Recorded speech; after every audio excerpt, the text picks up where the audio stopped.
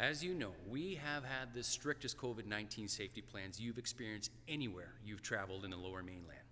We have relentlessly stuck to what we know: distance and spacing, constantly screening you for symptoms and discouraging you from coming in if you feel the slightest uncertainty when it comes to a symptom, and masks on when you're not in your square. We clean everything: the equipment, the floor, the machines, before and after your session. And of course, ventilation. On top of our huge space, we bring the outside indoors when we open up our big bay doors during the session. And yes, those doors will be open as the temperature drops. We experienced a positive case at the end of October. This person diligently contacted us, whereupon we immediately conducted our own contact tracing to those who needed to know, and quickly followed up by keeping the full membership informed.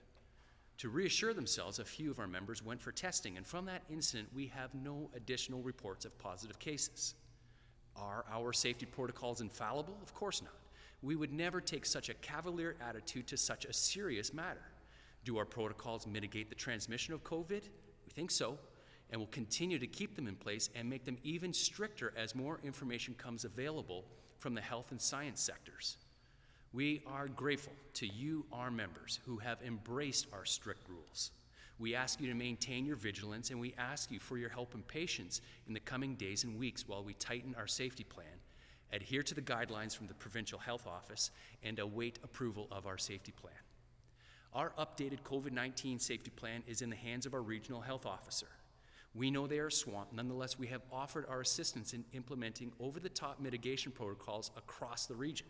By the way, please use the link in the description of this video to access the safety plan and review the recent changes.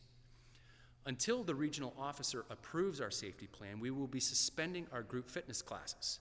We must observe the guidelines that any activity in our facility is individual and does not increase respiratory rate. So what does that mean? Our plan for this week, and until we receive approval of our safety plan, is to program individual strength conditioning classes only. What do? You're going to continue to use Wodify to reserve a spot in the usual group class. Just like the powerlifting class, the number of people allowed at the gym will be 12. Each person will have their own rack space to assure safe physical distancing. Members will only be able to come to 3 classes a week. We will program at-home conditioning workouts to complement your strength day. Now, a coach will always still be at each class to ensure our safety plan protocols are being observed. The coach will not be conducting a group class. Your session will be detailed in Wodify for you to follow as an individual. However, the coach will always be on hand to answer any questions about the individual programming and to provide coaching to help you through your session. If you plan to come to Open Gym, you are only permitted to do the strength program in Wodify. Once again, we are following the guidelines put forth by the Provincial Health Officer to only allow individual activities that do not increase respiratory rate. As per the order from Dr. Bonnie Henry, this is our plan until November 23rd, unless we get the formal approval of our safety plan sooner than that. We don't know how long this approval process will take, but once we have it, we will be able to resume our regular programming.